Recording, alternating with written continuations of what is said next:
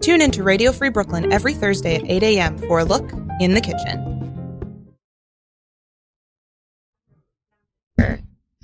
Can you hear yourself? Oh my God, I can. All yes. Right. Okay. It's happening already. All right. Yes. I can see you. All right. This is No Suggestion, everybody.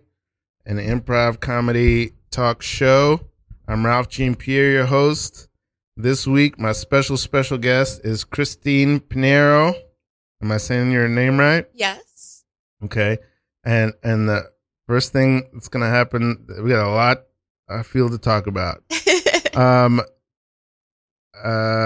can't. Well, okay, yeah. So I have specific things I want to get into. First, Christine is gonna very kindly explain why about 2 weeks ago she saw me in the lobby of a show she was doing. I came to see you. I came to see the show, but I came specifically to see. I was specifically interested in Sounds Funny Radio, and she came and got her twin sister. You have a twin sister. What's her name? Her name is Wait, am I going to remember? It's Jennifer. Okay. And then saw me in the lobby and then introduced me to her twin sister and then promptly forgot my name. I'm so sorry. I had a brain fart. Yes. Okay. We'll talk about it. Defend yourself. I want to deeply apologize because it hurt me because I'm like, I've known you for years. Yeah. And I was like, I felt I offended myself. I was like, okay. You know, audience, when you have a brain fart and it's like you see the people that you love around you, but you just one day forget their name. No? Anybody? No. And I saw you and I was like, I know this guy. I called you. I wanted to say Raul. So I was totally wrong, but not off. I'm like, I know it's not Raul. That's close. And I was so upset because my sister had just come back from London to New York. And Keep talking. I'll turn up this fan. Keep talking. And I was like, oh my God, hi. And I really wanted to introduce her to you, but then I forgot your name and I was honest about it because audience, you got to be honest. Okay. You got to be honest about forgetting. I don't care. You know what? I forgot your name. I'm so sorry. You mean a lot to me and I feel horrible about it. Oh, that's very nice. Okay. Yeah. Hold on. Wait. So there's even more things I want to talk about now. First is, okay, we're gonna get to all this because all this is because first of all, I had not even remembered this. I wouldn't have even remembered it if you hadn't brought it up. Fuck. Okay, audience, don't ever bring it up. I would not have remembered it, but because you brought it up, it feels important. So now we're gonna talk about it. I deserve it. So, I want to say, okay. First, I want to talk about no, let me explain the format of the show, and then I'm going to go right back into this. Okay, here's the format of the show. It's very simple. We are going to talk about anything that comes up, such as when you forgot my name 2 weeks ago. We're going to talk about anything that we want to talk about that comes up. We're going to talk about, and then at any point, it's basically a living room. At any point during the show, either of us can initiate an improv scene. At any point, you can just start a scene. Okay, and that scene will last 30 seconds or 3 minutes or however long it will last. And then at any point, either of us can call a scene, and then we can just go back into talking about whatever we want to talk about. Hopefully that happens at least, that happens at least 4 times during the show. Okay, if it happens more, that's fantastic. If we do more than 4 improv scenes during this hour, that's fantastic. That is fun. If we do less, I will personally feel like I'll feel worse than when you forgot my name. I'll feel bad. So if we do less than 4 scenes, no bueno. If we do more than 4 scenes, that's good. If we do 4, that's awesome. Okay. So that's okay. So I want to hear about always be honest. Is this a real oh my God. Talk about that. Is that a real ethic in your life? How hard and fast are you holding on to that? Well, now I have to because of this. I'm taking a Meisner class. Wow. Big shocker. Yeah. And you do have to be truthful at all times. So now it's my what? Motto? Model? Motto?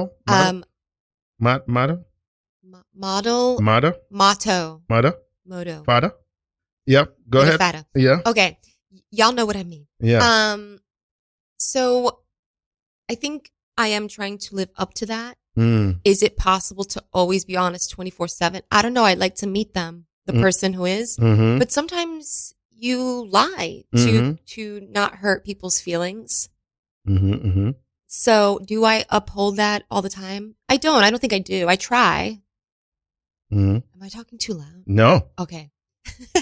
And then when I forgot your name, I really wanted to be honest about it because I felt like it was so freaking obvious. Maybe it wasn't, but I really choked up. I was like, no, I know him and I'm very upset and I'm just going to own it. I know your name. Laura is who told me. On the name tag. Oh, okay. It's on the name tag. It's Samantha, which I knew. I didn't even have to. I wasn't even looking at the name tag because I was looking in your eyes thinking, my God, Samantha, that's a person that I remember and feel fond feelings and thoughts about. I hear that very often and I appreciate that, especially coming from you. You're my favorite. Don't look down at my chest. Don't look down at my chest. My eyes are up here. Oh, I can't help it. You are one of the sexiest customers to ever come into the shop. All right. I can't. Okay, it was that bad. I'm trying to be honest. Please be honest with me. Am I one of the sexiest customers in this shop? Yeah. Why are you afraid of your chest hair? Like, own it, you know? I feel, I just feel, I feel self-conscious about it. I let it hang out. It's an overcompensation because I feel self-conscious about the amount of chest hair. I'm a hairy man. And I come in here every week and I want to impress you. I want to be liked. I want to be appreciated in the store because this is a community in this mall. We're all a community. Yeah. I work over here at the PacSun. You work here at the perfume shop. And I'm trying to foster community. And you do that very well, which is why you are the customer of the month. We don't have employee of the month. We have customer of the month and colleague of the month. I mean, I know you're in PacSun. I'm over there in PacSun, and I'm the one. People make fun of me because I wear perfume and not cologne, but I think the perfume smells better. You know why? Because it goes with your pheromones. Your pheromones plus the oils of the iris flower, along with sandalwood, complete perfect notes for your pheromones. It's time for me to be honest. You're always wearing this white hat. It's beautiful. I mean, it's just. Thank you. It has frills and waves that I don't think I've ever really seen your eyes. And I think I don't show my eyes.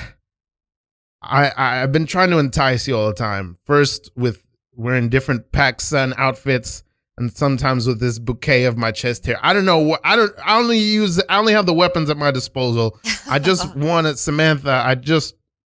I'm hoping one day to be able to see. All right. Do you like playing peekaboo? Because wow. I normally don't show my eyes to customers because eyes are the windows to the soul, and I think the soul has to be earned.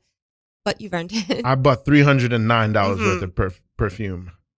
Oh my God! You're wearing an eye patch. I am. Wow. Well, I did not expect that. Okay, the one eye you I don't know if you have both eyes. I don't know what's going on under that. One's patch. a glass eye. Okay. Well, the original native eye, it's very striking. It's a very striking Thank green, you. and Yes. the patched eye. I'm sure. Yeah. Wow. This doesn't change things, does it? I would like to take you to Subway for a sandwich. Oh, okay. Let me clock out. See, beautiful, fantastic. I feel like these people really exist. Yes, that feels. Isn't that like a TJ and Dave thing? Like the people are already there on the stage. I don't know. Yeah. Oh my God, I love that. Yeah. That's true. Okay, so I want to stay on this. So before this Meisner class that you're taking at the Terry Knickerbocker Studios. Hell yeah, yes. Shout out to Terry. How long have you been Shout out to John Gutierrez. Ew. Is that the That's teacher? my teacher, yeah. Shout out John Gutierrez. Before taking this class. John Maria Gutierrez. I hope I'm pronouncing that right. You got to get names correct on this. You got to set a precedent. Before taking this class, what you study theater, you said, in college? Yeah, I have a theater degree. And then after college, I performed at a all children's pantomime theater company where we perform British pantomime to underprivileged kids in New York. What? And yeah, one of the ways that we fundraised for the theater was we performed short form improv at Don't Tell Mamas in Midtown. And I got introduced to improvisation for real at the Pit when we took lessons by Scott Eckert and Nate Starkey. And then that kind of just like brought me into the whole scene. Wow. Okay. Yes. Yeah. Wow, that's so fascinating. So this and this was around like 2010. You told me. 2010 is when I stepped into the doors of the Pit. But prior to that, I studied theater for 4 years, and then I got hired to perform theater. And in between those times where I was trying to figure out like my career and stuff, I would take like a Meisner workshop at Michael Howard Studios, for example. Julie Garfield was my Meisner teacher. And that wasn't an intensive. It was just like a workshop for maybe a week or two. And then, oh gosh, I also took classes at Stella Adler. So it's like I would take these workshops to kind of tune up. And so, but not fully commit. And so recently I'm in this Meisner class because I had a theater job last summer and I didn't, and which was awesome. And I loved it, but I didn't really believe my performance. Like I didn't feel good about my work. So I thought, I think I need to tune up and I need to get back in the classroom. And I really want to get my ass kicked. Like I want someone to tear me apart. No, not tear me apart, but I really want to get really tough, hard notes so I can just be a better actor because I felt fake. I mean, so, okay, this is, how do I get into this? I feel like all right, this is the game I want to play now. We're 12 minutes in, it's early, but I'm going to do this, okay? Okay, this is what I'm going to do. I'm going to describe first what I think our relationship up until now is, okay? From my point of view, and then you tell me. For me, I feel like I've seen you around for like at least, you say 2010, so yeah, like at least 10 years. And you've always been like one of my favorite improvisers that I've seen. And I've always felt, without knowing it, like, well, this lady is an actor and like serious about what you're doing without losing any of your just like grace and like jollity. Is that a word? Just, you know what I mean? But I've always felt that you really were like trying to like do good acting and be very funny. Thank you. But and this is not just the case with you. I think this is the case with me and a lot of people. I think there's always been like some chasm where I've always admired you from afar, but we never really ran in the same circles or were like, you know, became good friends, even though I think I'm a Pit baby. I was always at the Pit. And so that in my, and I think we always were kind of like, yeah, I see you. But we never quite shook hands and became friends. I know why. That's true. I think that's accurate because I would see you from afar and I'm like, that is such a talent. This person's very quiet. I'm curious about them. Where did they come from? Very funny. You're like distinguished in my opinion. I saw you, I think early on doing like jams and then I've seen you later and been like blown away and by your performances. And we have like the same circle of friends. Like probably. Rich Templeton. Yeah. Rich, I think, is the center of a lot of circles. He is. The beautiful man. Yeah. Yeah. Probably. Okay. So I feel like we have the same sort of vision of what our sort of kind of friendship is. Isn't that funny? Yeah. I think, and that's not just with you. I think that's me being I can be very, that's why I have this podcast, just so I can talk to people. Just so I can talk to people. Quiet. So, and also I think maybe this is just my perspective. Quiet, maybe a little nervous. So I wasn't sure if I'm like, not sure if I'm like, should I approach? Should I not approach? Yeah. I'm just going to wave from here. Yes. I think I'm not very nervous. Okay. Introverted. Yeah. Maybe introverted. I'm not very nervous. Like you, I'm a performer. I'm a teacher. And I think I'm decent at talking to people. I don't really get nervous, but I do.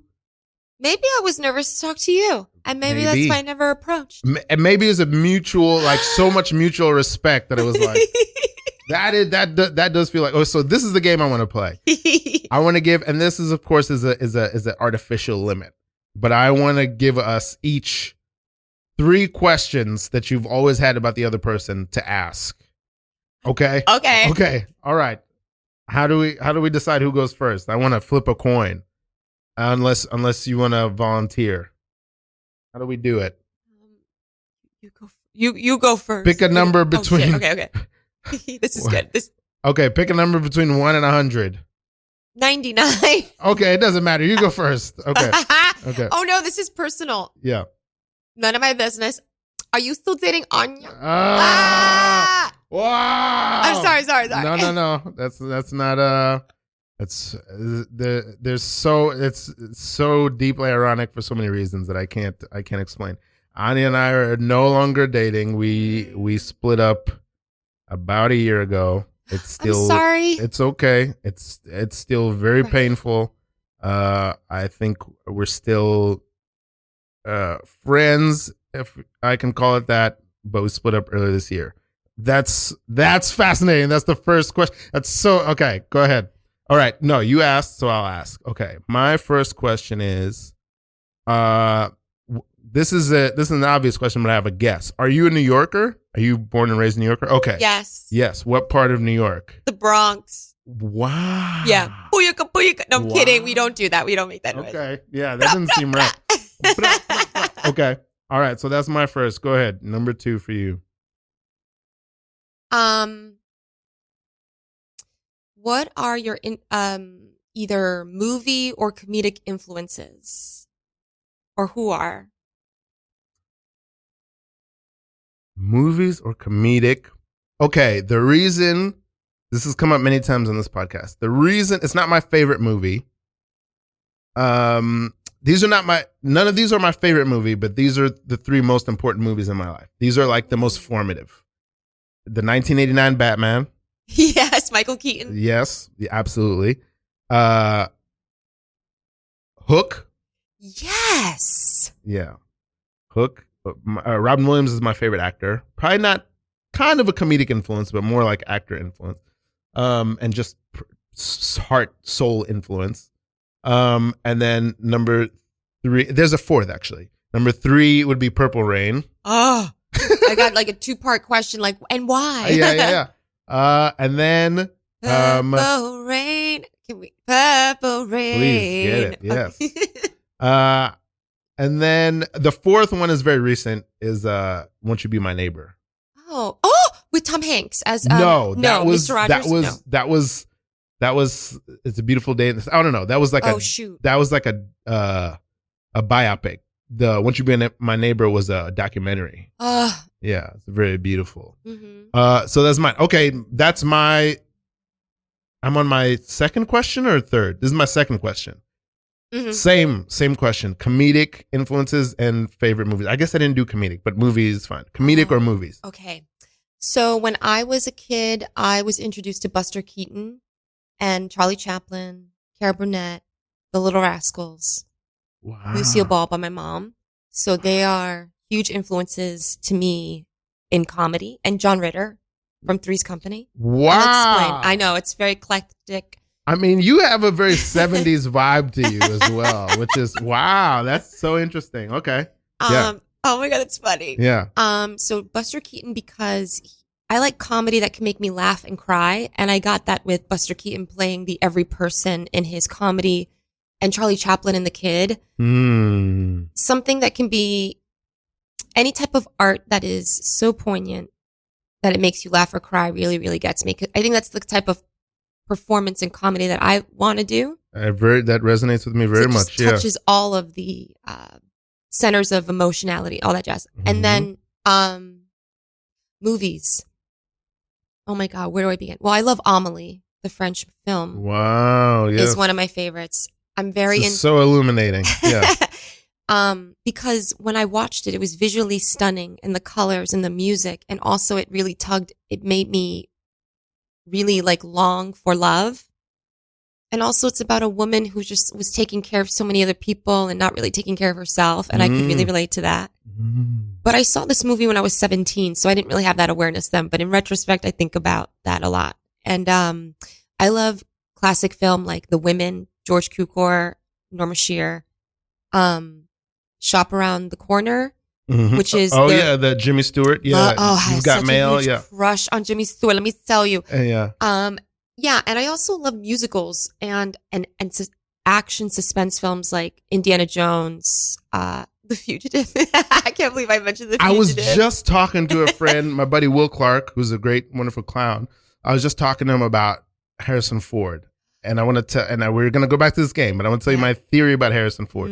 Because Will said he doesn't think that Harrison Ford is a good actor. And I disagreed with him. And this is very roundabout, but I wonder what you feel about this, okay?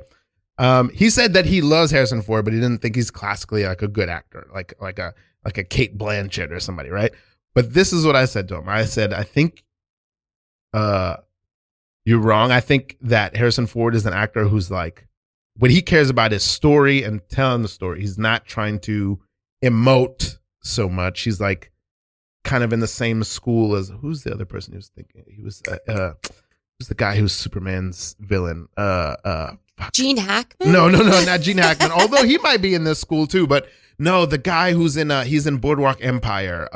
Steve Buscemi? No, not Steve Buscemi. The other one. Michael Shannon. Michael Shannon. Okay, Michael Shannon's in the school, and I would say Michael Shannon is stunning. I think he's a little better than, why am I whispering? I think he is better than Harrison Ford, but I do not believe that Harrison's a bad actor. And I will go into it in a minute. Continue, boo. Yeah. Okay, so what I was going to say is I think he's somebody who cares about telling the story more than emoting.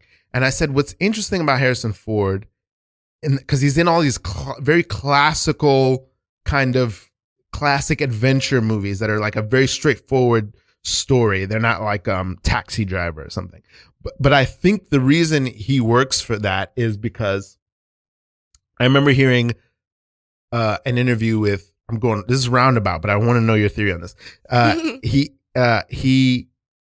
Bob Odenkirk said on Mr. Show with Bob and David, David Cross is the star of that show. And he says, I wasn't really suited for that. Like, I'm funny enough, but I'm not really suited for this because if you look at David Cross, he has a very simple, he's fun, he's sharp, he has a very simple, and Bob Odenkirk goes, I have a very complicated energy.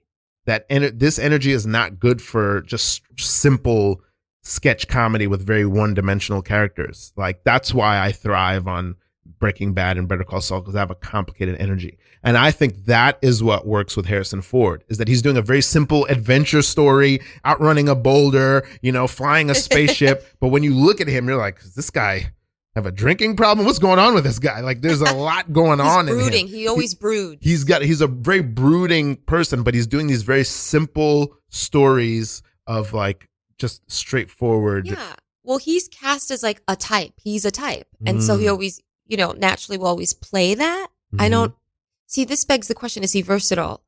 I don't know for sure. There was a movie he did. I'm forgetting the name of it. Was it with Annette Bening? I forget. Oh my God, I'm messing this up. 40 Days, 40 Nights or something like that? No. It's something Charlie or something. Oh, yes. Yeah. I think I know what you're talking about. It's not. I felt like watching that. Regarding Henry? I've never seen it, but I know this name. Where did I get Charlie from? That's close. Oh my God. That's where that's how you got me. Yeah. That's so funny. Yeah. Regarding Henry was like, I was like, I think he's doing something a little different. And I really like that.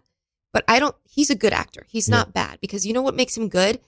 He's so believable. He commits to the emotion. And like, I feel like when I'm watching him, I'm in it. Like, I believe everything he's telling me, he's showing me. So Terry, you're a janitor, but I don't believe you as a janitor. I don't believe you. What are you talking about? Look, don't you see I'm wearing a full body suit, I'm wearing janitor uniform, okay? I have a mop, a broom, a dustpan on my person. I've got a belt full of keys, all right? Yeah, but you got a duvet and you got all these lamps and fans and...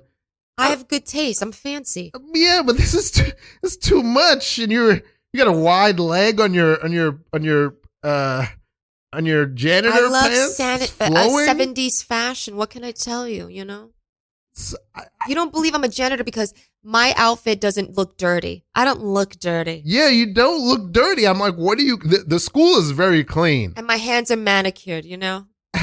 Glossy nails. That's, and every day at the end of the school day, you go out inside and do a big jump in the air like Mary Tyler Moore. I don't believe you. Because I love my job. And also, I never judge you and say you don't look like a 5th grade math teacher. I mean, I'm wearing a short sleeve button down t-shirt and a tie. I have a small mustache. I look like a George Flanders. Yeah. So, I mean, what else do you want? I am a math teacher, but you're not a J. You have this beautiful Jaguar that you drive to and like fro. Versace, like what's his name? Okay, bear with me. I should know this. Liberace of janitors. I'm the Liberace of janitors. That's apt, but I just don't know that that's what a janitor. Well, I won the lottery a year ago. Remember? I really want to. Again, I implore you to. You're a wonderful janitor, Terry, but you should quit this job. I can't. I love the smells of Lysol and Fabuloso and the screams of children running down the hall, and I just love school. You know, I just can never leave. It's charming, but it's disconcerting the way you whip your hair out of your face when you say Fabuloso. These are not the mannerisms of a janitor. Well, that's a little limited, don't you think? I called you into this office to tell you I just think there's more for you out there. I've heard you playing the piano in the basement, and you have a tremendous, beautiful singing voice that is somehow more of a baritone than anybody would have thought. Thank you. And I can't in good conscience keep you as a janitor of this middle school / high school. I think there's more for you out there. And you know, you're right, there is. And so what if there is? What's wrong with me wanting to stay with what I know? Look at the way you're turning your pinky ring. We're just so anxious. Because I don't want to leave. I want to stay. And I could do both. I could clean here and clean up the throw up. And I could also have my music career outside of here, which, by the way, I did get a manager. Okay. One of the parents is can you believe this? Atlantic Records. How much money have you saved working as a janitor at this school for the last 26 years? Before I won the lottery? Yeah. $50,000. And then you won the lottery for how much? $3.5 million. I want you to know that I've been down to your little office down there, and I've seen the blueprint plans for the cabaret bar that you have all lining the walls. Yeah, it is. Isn't it beautiful? Terry? Don't. All right, I'm going to give you a 2-week extension. Then I'm firing you. Okay, fine. Wow. I want to sing for my life. Okay. All right. I think we both each have a question left. Is that correct? Yeah. Okay. Okay. Make it a good one. How do we think, but also not have dead air? I had one, and I can't.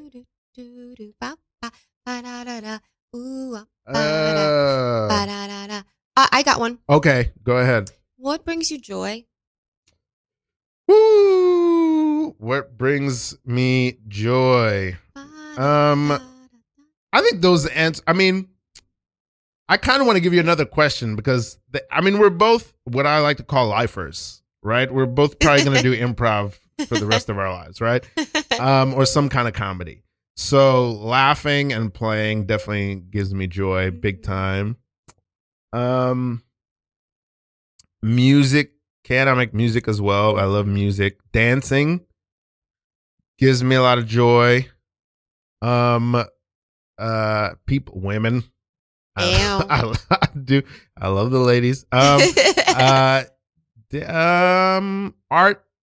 and playing, I think. And then, I don't know. I don't think my answer is that. Ooh, can I rephrase my question? Like, please.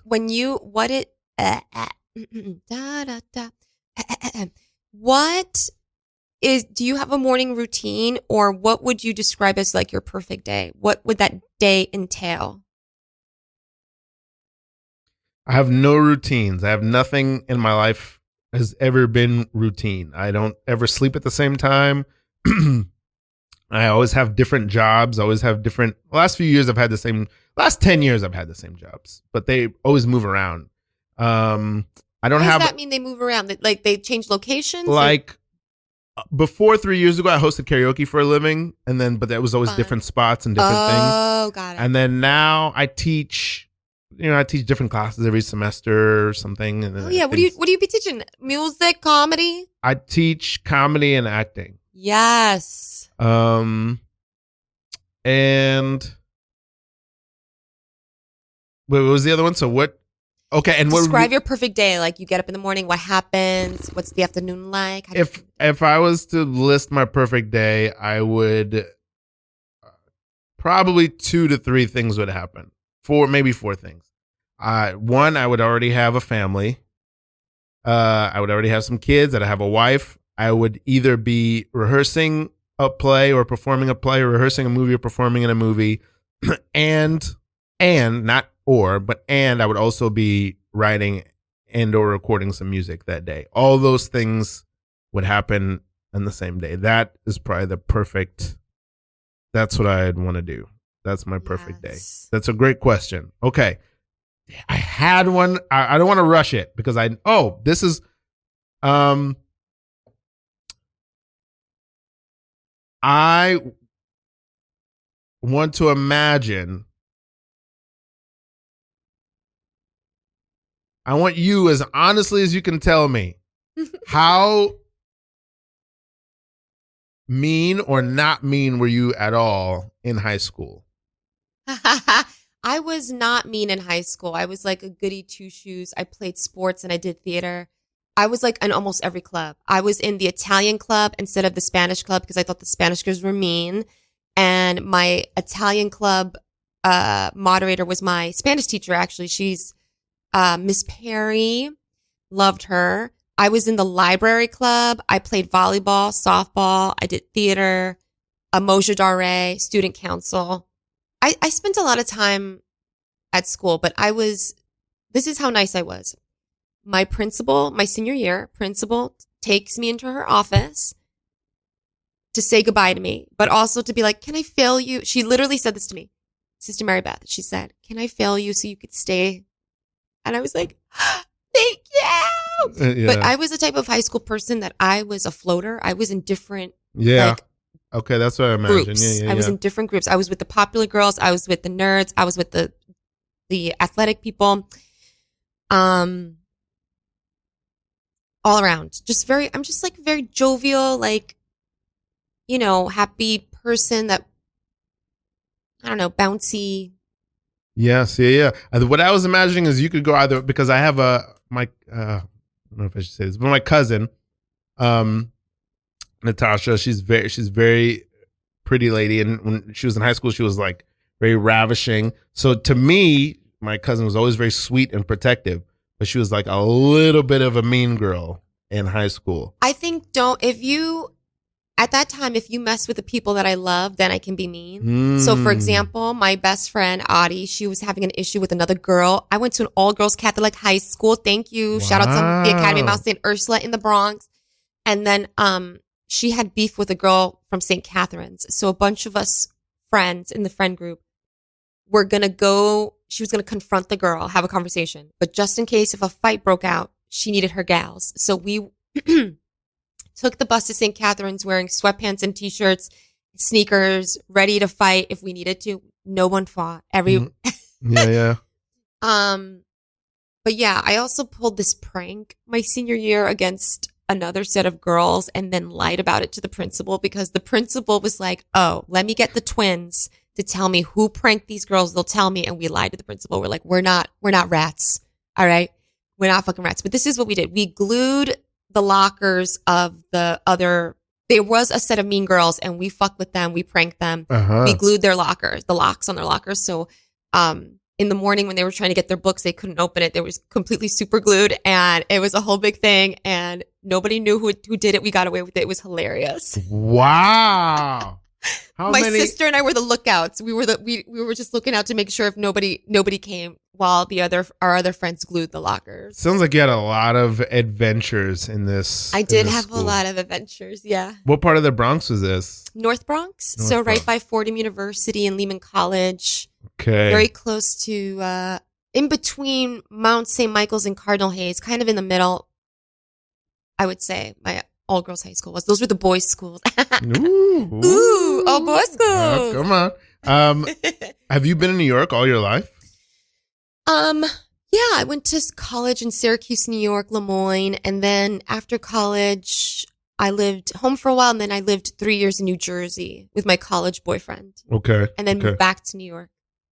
That's the thing we kind of have in common. I'm a New Yorker. I'm born and raised here in Brooklyn. But I left when I was 11, and I didn't come back until I was 23 or 24. Where'd you go? My parents, we moved to, me and my mom and my sisters, we moved to Southwest Florida. And I finished middle school and went to high school there in Southwest Florida. What was that like? It was,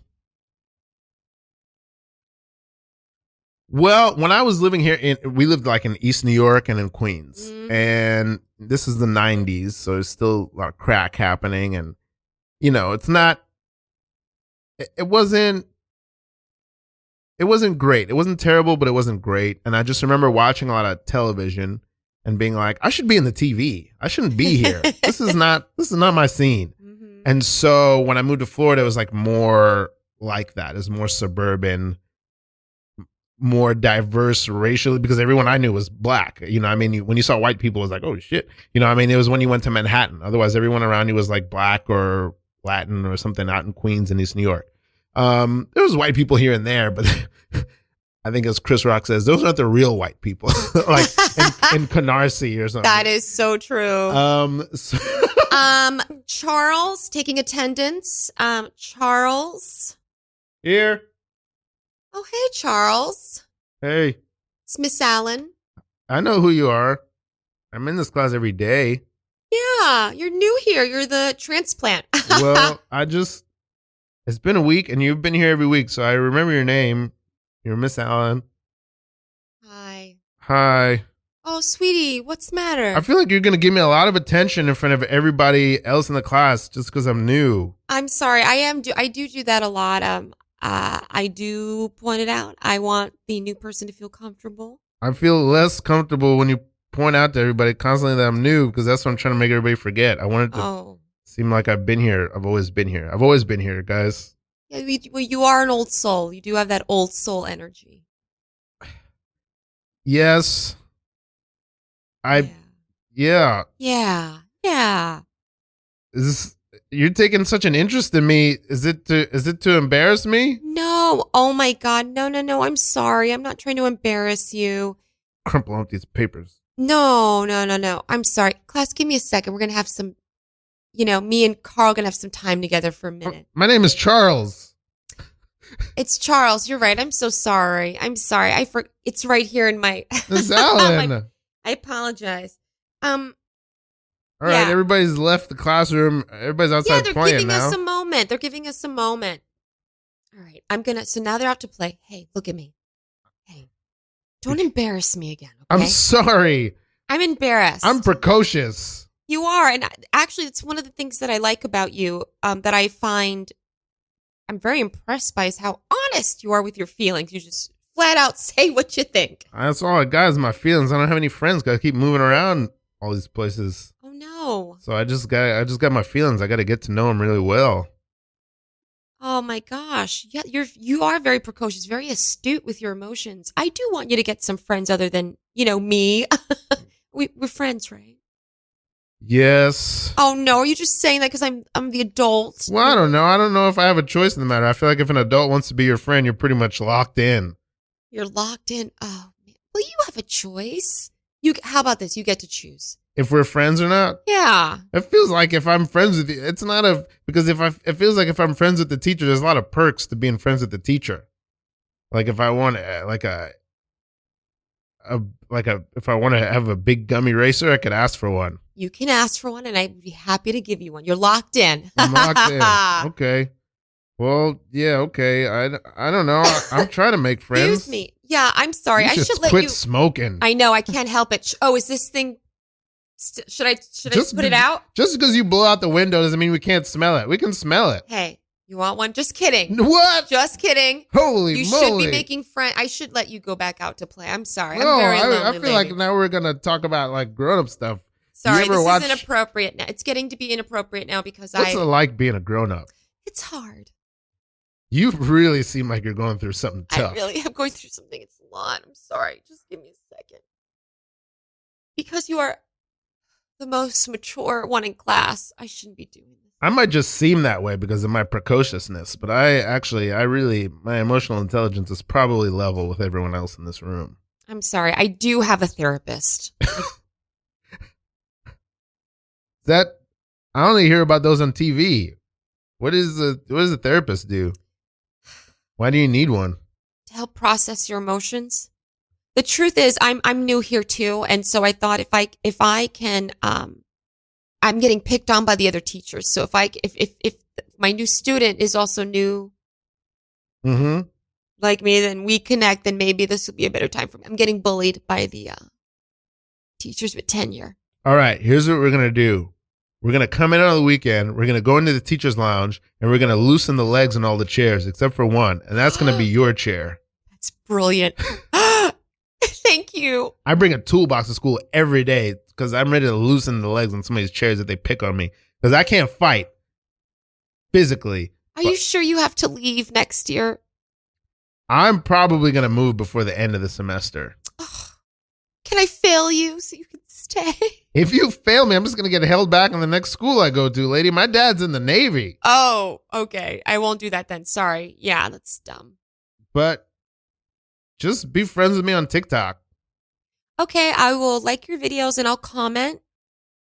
Say positive things and I'm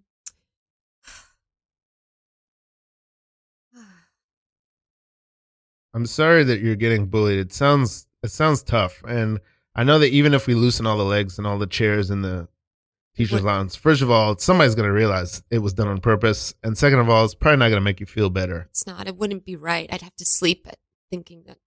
Anyway, it's just, you're right. It's hard. That you broke somebody's coccyx bone because they fell. I miss being a kid laughing at words like cocks. It's a funny, I didn't want to mention it, but it's a funny word. Okay, sing.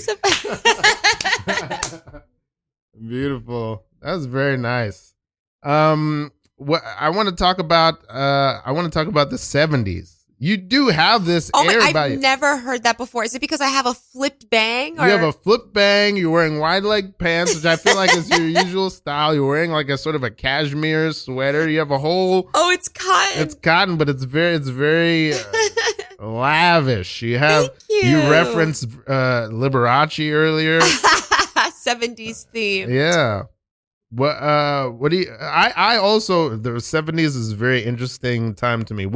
Can you talk a little bit about that? What's that about for you? Can I talk about the 70s? Well, I was born in the 80s, but the 70s, my mom was a teenager in the 70s. Mm-hmm. She was in high school in the 70s. But yeah, I guess I watched a lot of 70s shows because that's what my mom kind of introduced me to. Mm. The 70s, gosh, color was different then, huh? A lot of browns and oranges. A lot of browns. Somebody was talking about that the other day on like a podcast or something. Oh, John Mulaney was. He was talking about how everything was in New York was brown. And beige. Yeah, a lot of browns. Yeah, it's browns. Very interesting. When I was a kid, I didn't appreciate it. Now I kind of like it more, but it's still a little bit weird. Yeah, thick collars. I'm into like there's a lot of taupe or like terracotta beige vibes in my room. I'm into that. Damn. You're so 70. You're all about that era. I didn't even realize. Holy snap. And then when was not Mary Tyler Moore, Carol Burnett? When was that show on? She was in the 60s and 70s. 60s and 70s. Yeah. Oh my God. I was watching Mary Tyler Moore's documentary on Max recently. Oh, I didn't even know that there. Oh, yeah, I did know that there is. Yeah, I didn't. I'm almost done with it, but yeah, Carol Burnett. I want it. So if if you I also ask me, love Carol Burnett. as a little girl, like I want like a career like Carol Burnett, like my own variety sketch show and to do characters and things like that. Like, what do you? Oh, and I did want to talk about. Okay, so okay. Now I'm getting to. Can I remember the last few things I want to talk about? What do you? How would you characterize what your comedy and acting career is now, and how would you? And how do you feel about it? Oh, that's a good question. Okay, how do I feel about it? So my comedy style, very big into like characters with like a funny quirk. Maybe that's what all characters have, a quirk. I don't know how to describe it. But what has it been so far? Like what have you done? What are you doing? Like what has been the theme of it so far? Characters for sure. Characters that are boisterous, that they embarrass themselves. For example, so a character I do is like an FBI agent who has a crush on the serial killer she's trying to profile. And then I just did this character at the Renaissance Festival last summer at Sterling. I did this innkeeper, Agnes Toller, and she spread rumors. Like everyone had like a tagline, and it was like, I'm Agnes Toller. I love to spread rumors. Or like, Mistress of Reverie. Yeah. And I would, anyway, so she was like a prankster. She would just like tell rumors about these other characters and it would all spread around. But anyway, so what's another one? I did like this New Orleans tour guide afraid of the ghost tour that she was doing. These are older. Oh, this new character. I've actually got a couple of new ones. I was at a restaurant with my friend, Zach Summerfield. And there was a guy who kept pouring. There's always someone at a restaurant who always like refills the water glass. But he kept coming so often that I wanted to play a character that just does that all the time. But it's very just like, very frantic, always pouring water, even when the water cup's full. And then to one table's like, you're cut off. Yeah, not them, not you. Yeah. So I don't know I kind of observe life and I find things that are funny and it inspires me to come up with these ideas. Are you ambitious? Oh, I'm very ambitious. Ooh. I want a career in TV and film. Like this is why I'm taking this Meisner classes to brush up on my acting skills so I can book more work. It's so, see, that is I think I was talking to Chris Alberti about something like this recently, and it's so interesting that I feel like you and I probably have like in a way, sort of similar kind of movement and trajectory in our career. But like, and there is probably like, oh, I'm doing this, but I want to do more and I want to do more. Mm-hmm. And I absolutely feel that you should do more. But also I feel like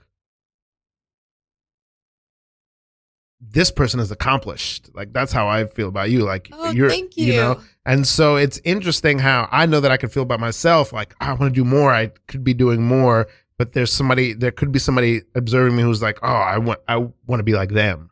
That's so true. I think I think everyone's always trying to move a step ahead of, everyone has goals every year that they're trying to meet.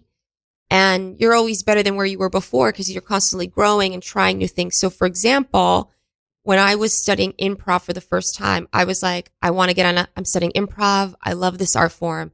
Now I want to make a house team. Made a house team. Now I want to teach improv. I want to impart some of the lessons that I learned and also create a space where there's a lot more women and especially like Latin women. Like I'm Puerto Rican and I wanted people to see that, improv in New York City is not just with male white teachers teaching. So I wanted to be a part of that and make it an easier space for people to learn. Although I might be a bit tough nowadays. But so yeah, my trajectory was like, I want to get on this team. I want to teach. Then I want to book this commercial. Then I get to do commercials. And now I want to do this play or this show. And now I think I kind of want to be seen at a larger level. Like I want to book something on television that people can see and say, oh, I feel good watching this show because of this performer. Like I've always wanted to perform because I wanted to spread joy. Like how John Ritter made me feel when I used to watch him. He'd like run through a wall and people would laugh and feel good. I'm like, oh, I want to do that, you know? God bless him, janitor. Yeah, rest in Mhm. peace. The how I wonder also because we're like I came around the pit probably like maybe a year. Yeah. Also, I just before. want to say you're like on one of the best improv North Coast Shout with out your North skill. Coast. Shout out to North Coast, which Yeah. is like one of my favorite freaking improv teams in New York City. One of the best. yeah. So good what you do. Improvise, rap, stories. You do a lot more. You do so much more nowadays. But I just love y'all. Yeah, well, I appreciate that, and yeah, I'm sending them a shout out and love. Hold on, let me read this real fast. You listen to Radio Free Brooklyn, independent listener supported radio. Thanks for listening to Radio Free Brooklyn. Your support keeps us going. Hey, please support with a monthly pledge and one-time donation at radiofreebrooklyn.org/donate. And if you'd like to listen to Radio Free Brooklyn when you're not in front of your computer, please download our Radio Free Brooklyn mobile app for iPhone and Android, available in the App Store for iPhone, Google Play Store for Android. Okay, I gotta do that. I'm supposed to do it like 3 times, but Okay, sorry. Try to do it once. Oh, the other thing that is, I've never thought about this, but like, I feel like I remember seeing a UCB improv show in like 2007 or 8. And one of the bits was that there was a black guy on stage. That was the bit. That's so bad. That's how wrong. rare it was. That's right? so racist. And it was. But I feel like we're kind of part of like, I don't know how it was at UCB, but at least at the pit, this like first wave of like me, I feel like there's names I'm going to forget, but like Oscar Montoya and Julia Morales and Lucas Hazlitt and Langston and, you know, this, what's her name? There's another, I don't know if she's Puerto Rican or Suni Reyes. Suni, you knew exactly what I was talking about. Yeah. Yeah, Suni, and then there's another Chakotha and Michelle Thomas and like this big influx of like improvisers of color that came through. That I don't know if there was another. I think that opened the door for that, but I don't think there was a lot of us prior to that. It didn't feel that way, but it felt good walking into the doors of the pit to see that. Diversity felt really good. Yeah. I guess I took it for granted at the time because you don't, you're just you're going to jams and you don't know what's going on. But like, yeah, it occurred to me that like, oh, I don't think there was anybody before us, I don't know. There probably were, but like, you know how it was like, oh, the one token, person on the team. So yeah, that's so interesting. I guess during the time that we came in, that's where it was happening, which was really nice to walk into. But there was still like this, it still felt very white male. Yeah. Predominantly driven, but yeah. I don't have enough. There's so many more that we have not mentioned. Yeah, so many people, but yeah, I just want to give. Oh my God, Monique Moses. Mm-hmm. Yeah, all of Astronomy Club, all those. Yeah, great. These are the great pioneers. Caroline Martin. Oh yes, Caroline. Welcome to Biography Channel. These are the great pioneers of the out west, the old outdoors out west. First, we have the great axe-wielding, tree-chopping champion, Veronica Steele. I wear splinters like a badge of honor. Check that. Write that down. Out in the woods, the wilds of Montana, Veronica Steele. Her husband dying of typhoid and syphilis. He brought in all the money making the lumber, but Mr. Steele couldn't hold a candle to Veronica Steele. Now, in order to hold the candle, you must put it in a candle holder, hon. You understand? His arms became brittle and weak, and all he could do was to continue on with Veronica's candle making business as she went out into the fields of Montana. She fought a bear one day. I wore that bear. That bear did not wear me. It's a mighty fight between that black bear and I. We looked each other in the eyes, and I huffed and I puffed, and it would not stand down until I broke its neck. Then Veronica Steele made a step for womankind that has been unheard of. She divorced her husband and married that bear. I resuscitated the bear back to life after breaking its neck and fell in love with the bear. And I did leave my husband. He was, he just couldn't bear it, you know? He just couldn't bear it. Veronica was also known for incessant puns. And my new husband, who is a bear, even though he's broke back. Oh, Chewy.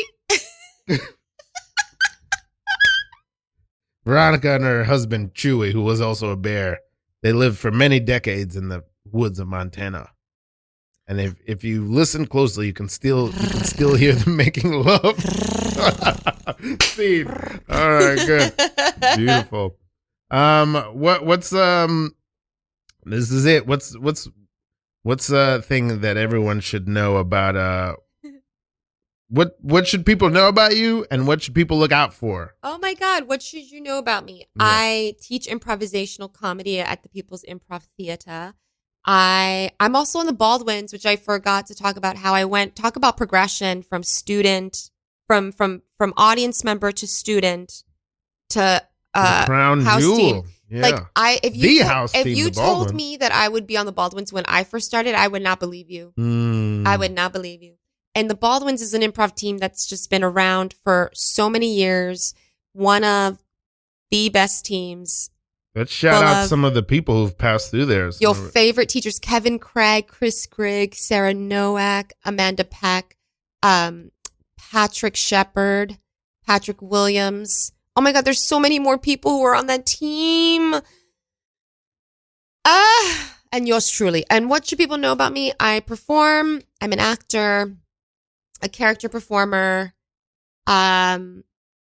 And you can hear me on a couple of podcasts around. I'm on Sounds Funny Radio. Oh my God, Sounds Funny Radio. Shout out. James Quesada was here a few weeks ago. Yes. I love this podcast. It's so much fun. We take audience member suggestions and we incorporate that into our improv scenes, and we play a lot of improv games as well. Check it out. Wonderful. Sounds Funny Radio. You did it. You mentioned your mom a couple times. Oh yeah. On the podcast. You want to shout her out? Tell me a little bit about her. Shout out to Ramona, retired kindergarten teacher. I must say, you do seem like the child of a kindergarten teacher.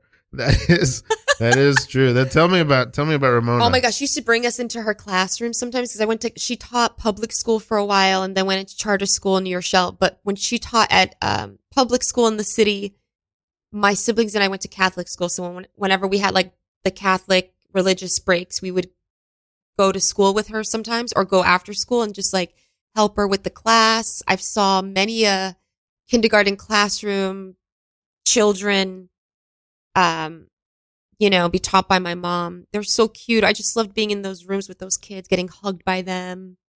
And my mom, like, I don't know, it was just a good experience to see how she taught. Like, good memories. Yeah, that's really cool. She was a really good teacher. She had a student that would write to her till his adulthood. Like, as an adult, would just send her letters. That's really cool. Okay. Tell people how to find you. We got a few seconds left. Oh my God. At Instagram, Christine Pineiro. At Christine Pineiro. Google me. You can just Google me, I guess. And also follow at Sounds Funny Radio. And that's it. We've had Christine Pineiro on tonight. Ralph. She forgot my name 2 weeks ago. And this is a great show. I'm sorry, who are you? This is No Suggestion. We love you, everybody. What is the theme? What's the last words for tonight? Tell the truth. Yeah. Be honest.